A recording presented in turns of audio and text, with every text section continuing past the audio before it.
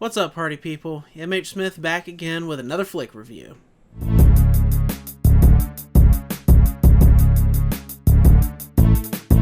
Sorry I disappeared from the channel last year. I got tied up with some stuff and had to let something go, and, well, it ended up being the channel. But don't worry, I'm going to try to be here as much as possible by reviewing as many movies as I can and as many books as I can.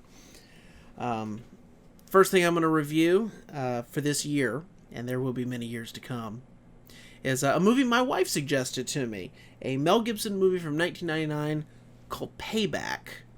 I've been wanting to watch this movie for a while, since I found out that it is a remake of one of my favorite movies of all time, which is Point Blank, which is both of which are an adaptation of a Richard Stark novel called The Hunter, which I read last year and also really enjoyed.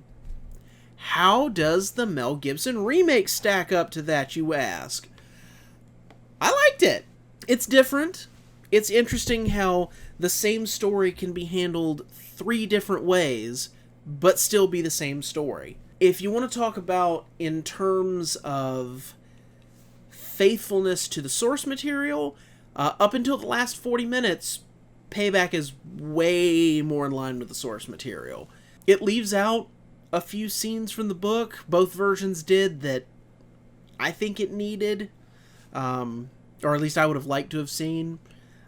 One scene of which where the main character, who is called Parker in the books, Walker in Point Blank, and Porter in Payback. Why you can't just call him Parker?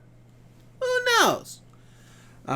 There's a scene in the book where Parker breaks into an insurance office and incapacitates a secretary so he can look out the window and watch something, and because of not paying attention to what he did, accidentally killed the secretary, and has a moment of, oh, well, that was pointless death.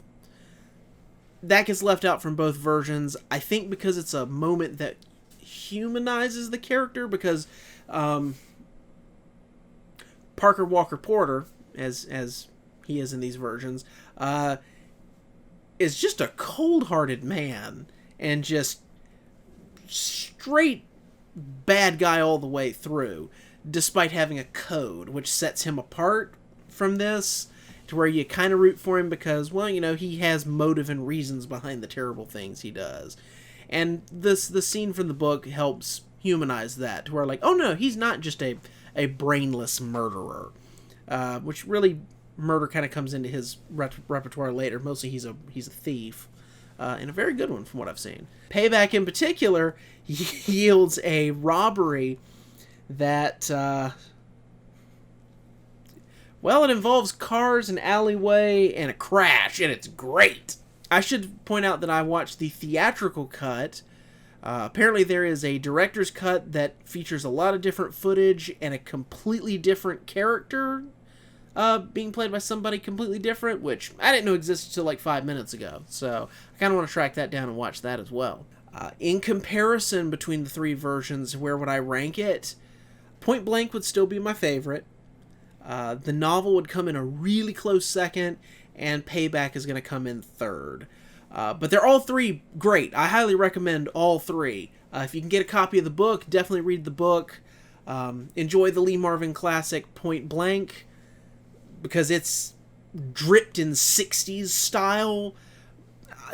Honestly, 60s style that I think a lot of modern filmmakers should pay attention to, because movies popped better. And Payback has its own style. My wife was right. It's very blue looking. Which apparently was an attempt to mimic black and white without actually doing black and white. It works for some scenes, other scenes it's distracting. Your mileage may vary. I like Mel Gibson as the Parker Walker Porter. He's not quite as cold as Lee Marvin was, and he's nowhere near as cold as Parker is in the books, but that kind of works for him. The rest of the cast is good. I have no complaints from anybody. It's always nice to see James Coburn show up. Chris Christopherson plays a really good bad guy. I recommend the book. I recommend the original movie. I recommend the remake. And from what I've heard, I'm probably going to recommend the director's cut as well.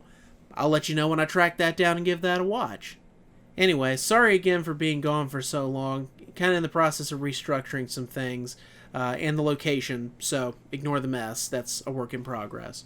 I'll be back soon with another review of probably another movie, possibly a book, possibly a TV season. Who knows? It's 2020. We're living it up in the 20s, baby. Yeah!